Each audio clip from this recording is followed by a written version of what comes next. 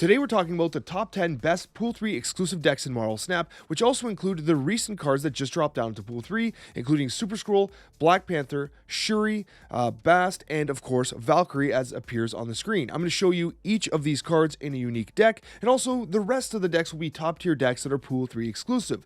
Let's get started, and if you'd like to support the series, press the like button, and if you want to see the next month's series, I'm going to do this every month on every single drop, be sure to hit the subscribe button because you don't want to miss a video.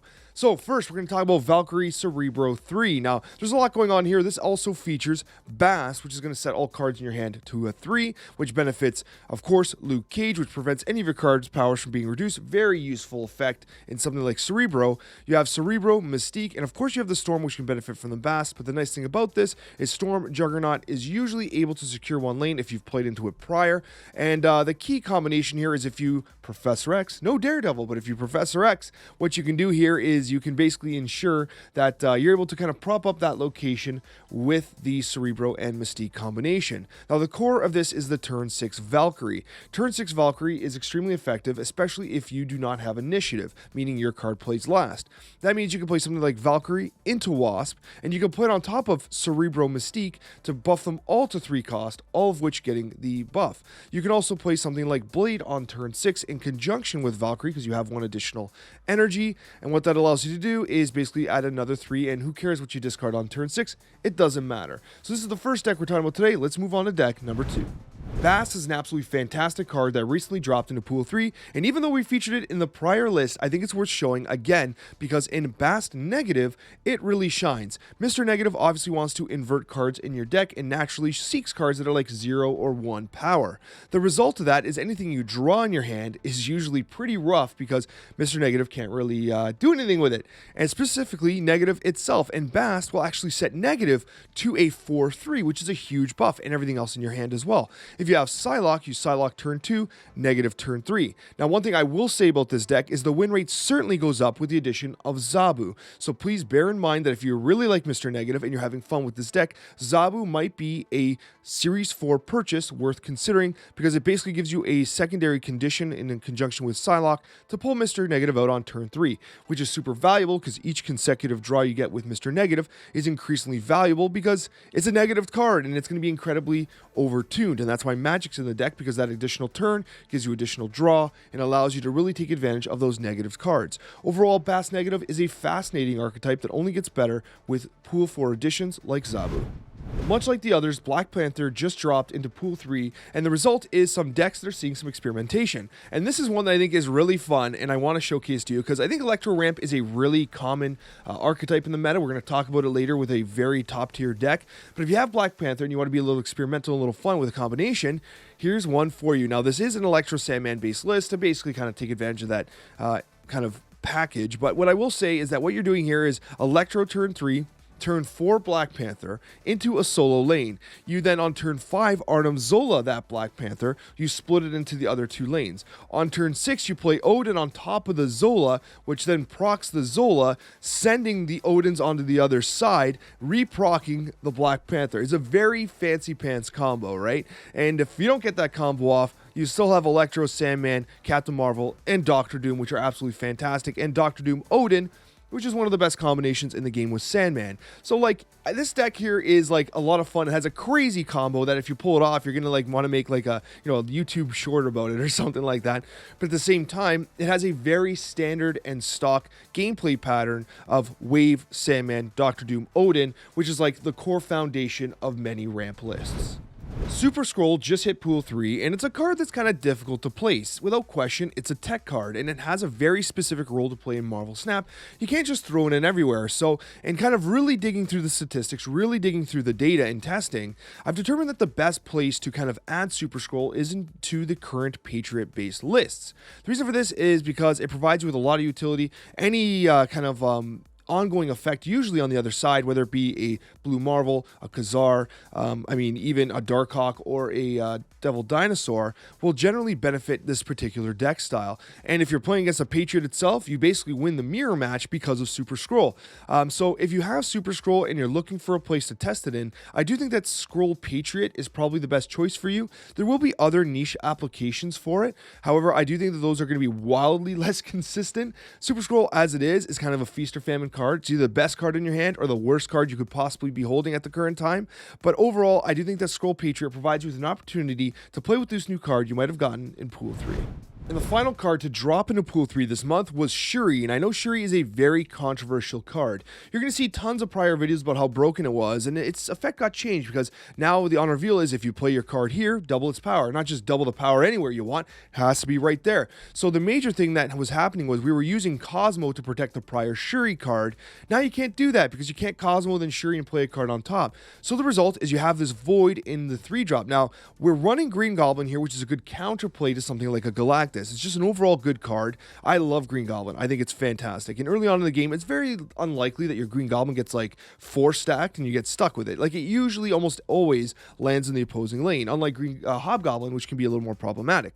However, what you're looking at here is a deck list that kind of uses Shuri to the best of effectiveness in Pool 3.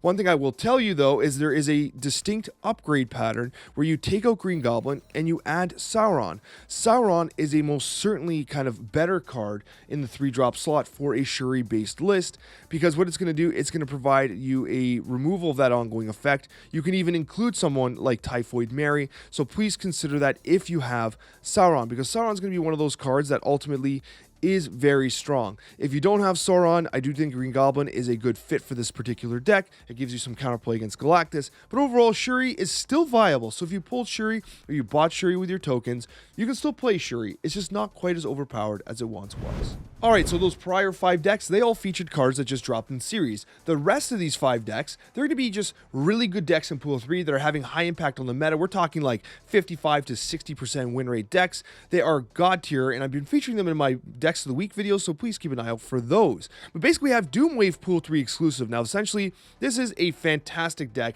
that's one of the absolute best in the game right now. Like, if of this video, of all the decks in here, this is probably the highest win rate one. There's a couple of interesting things as well, because you do have the White Queen, and you can actually sub out White Queen with Crossbones if you have Crossbones. You are playing Mr. Fantastic, who is the priority king. So Crossbones is a 4/8, dodges Shang-Chi, and just gives you a ton of power. And if you play Mr. Fantastic, you're going to be able to play Crossbones somewhere, right? But of course, if you don't have Crossbones, White Queen does give you the scouting capability and also is a 4/6 on of its own. So it's damn good. You have a great curve here up front. You have Mr. Fantastic. Wave is actually not played on turn 3. You always play Wave on turn 5 if you have She-Hulk. If you don't have She-Hulk and your hand's looking pretty rough, you can still play Wave early. But if you're holding She-Hulk in a 6, what you want to do is Wave on turn 5, which basically like has a Sandman effect on them because they can only play 1 card under most circumstances. Then what you do is your She-Hulk, because you've conserved 2 mana on turn 5 by only playing Wave, becomes a 2 cost, right? And then that allows you to play She-Hulk and Doom, She-Hulk and Arrow, which is extremely disruptive to their only 1 card. She-Hulk and Chavez under the worst circumstance. Regardless, you're playing She-Hulk plus 1 major critical card, while they, under most circumstances, are only playing a single card. This Doomwave sets up a situation where all the combo-based decks that you're seeing in the meta right now are hard countered. It's a very good list, and one you can rely on to get to infinite. Sera controls an absolutely fantastic archetype that has answers to pretty much everything in the meta while also providing a ton of utility and board presence. Now, one thing I will say is that this is a mid-50s% win rate deck, and the win rate goes up as you go into the Darkhawk-based Sera control archetype. So, if you're into Pool 4 and 5, Darkhawk does make the Sera control lists better. Bear that in mind. But if you don't have Darkhawk, and we're talking Pool 3 exclusive, this still is a very good deck. You have a lot of control elements, namely Goose. Goose can be a very effective play on turn 2, but can be even more soul-crushing on turn 5 if you do not pull Sera. You can do something like Goose into Killmonger on turn 5 if your Nova is on the board, providing a ton of power across the board. It's crazy what you can do. Enchantress hard counters many of the decks in the current meta, including the Devil Dinosaur, Darkhawks, and the Patriots, which are also common. You have the location control of Scarlet Witch. You could even put something, honestly, a good kind of sub-in is Storm Juggernaut in this particular list as well. But overall, you have the Mysterio Bishop package with Angela. Hitmonkey also loves these types of lists, so if you do have Hitmonkey, like if you did buy the Season Pass, Hitmonkey is another upgrade card for the Sera Control base list. Ultimately, there's a few different versions of Sera Control. You have the Hitmonkey variant, you have the Darkhawk variant, which I discussed prior, and then you have the Pool 3 exclusive variant as well. I do think that the Hitmonkey and the Darkhawk variants do make this list better, but it's worth considering if you're just kind of, getting started in the game early in Pool 3, and this is the best that you can build. Patriot's a deck that's kind of seeing a major resurgence resurgence in the current meta, and I couldn't be happier. I love Patriot. I think it's a really cool effect, and there's so many different versions of Patriot floating around. Now, the one that most people are currently playing is the Ultron Patriot Pool 3 list. Ultron is a 6/8, which is pretty decent power on its own, but it throws down these drones and fills the locations with the drones. So basically, you play Ultron in one lane, and the other lanes get completely filled up with drones. Now, the reason why this is so impactful is because this particular deck has a couple different win conditions. Now, first of all, you do have debris, which causes a lot of disruption on the opponent board, while also giving you the opportunity to buff the rocks yourself. You have the Patriot Mystique combination as well. You draw Patriot, you follow it up with the Mystique, you basically double the effect of Patriot. You also have the opportunity to Blue Marvel Mystique. You can also, play your debris thing, Blue Marvel, then you can onslaught the Blue Marvel. You can onslaught Patriot, which gives you a very similar effect of Mystique, if not identical, but also putting 7 power on the board. That goes without playing the Ultron, of course. So the thing about this deck is it has kind of a flexibility to it. There are multiple avenues to getting victory, specifically using the Patriot, Blue Marvel, Onslaught, and Ultron package. It's a deck list that I think, with some practice, can definitely get you to infinite this season. Of all the decks in this video, this Lockjaw one is probably amongst the most experimental, but I will tell you that a lot of people saw this once per turn rotation on Lockjaw as a massive nerf, but I think there's potential for it to be a buff, a high skill ceiling buff. And this deck list here, this Lockjaw Fostyer, showcases exactly that. Coccia and I discussed this type of deck on the Snapchat, our podcast, and essentially what we did was we discussed how if you have something like Jane Foster and you have that Thor Mjolnir package, there are going to be situations where you can play Mjolnir into the Lockjaw, swap it, but then follow up with a meaningful card on turn 6 like Magneto, right? And it doesn't rotate out. It sticks its landing and disrupts the enemy board state. I think there's a lot of value there. The concept that you can play something like a Mjolnir into the Lockjaw, get the rotation, but then follow up consistently with another card can actually help you win the Lockjaw base lane. And what it does is it allows you to be slightly less greedy. It allows you to play something like a Scorpion, who obviously you can play into Lockjaw, rotate out, but even if you don't have to do that, you can actually play something like Nightcrawler Scorpion into the Lockjaw on turn 4 if you have to. You can play Wasp into Scorpion on turn 3 or 4, if you have to. It gives you additional play patterns, which I think benefit the Lockjaw archetype as a result.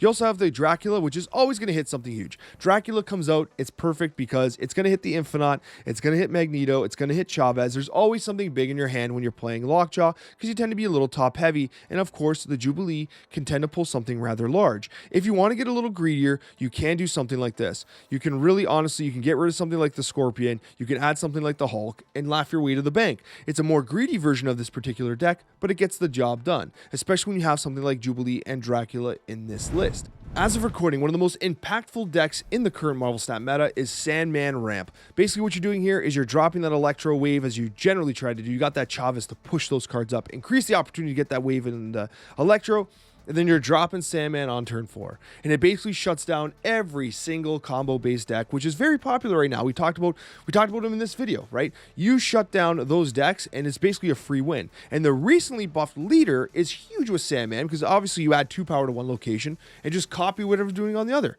Doctor Doom, cool. It's 2 power plus Doctor Doom. Easy claps. That's the thing. Sandman is in a wild spot right now. Sandman allows you to basically completely destroy someone with arrow. Doctor Doom, if they're not built for it, is so good. If you Sandman, Doctor Doom, Odin, it's very hard for your opponent to match the amount of power just being generated across the entire board state. Devil Dinosaur, you're not playing cards down. You're generally going to have a big hand. It's a good fallback. But generally speaking, it's turn 3 Electro, turn 4 Sandman, turn 5 Doctor Doom, turn 6 Odin, or some form of leader arrow in there as well. It's a great deck that's going to serve you well in the current meta. With that being said, I got another video for you down below. If you like this series, please consider hitting the like button. It makes a tremendous difference in the algorithm for YouTube. I appreciate your support, guys, and I hope to see you in the next Marvel Snap video.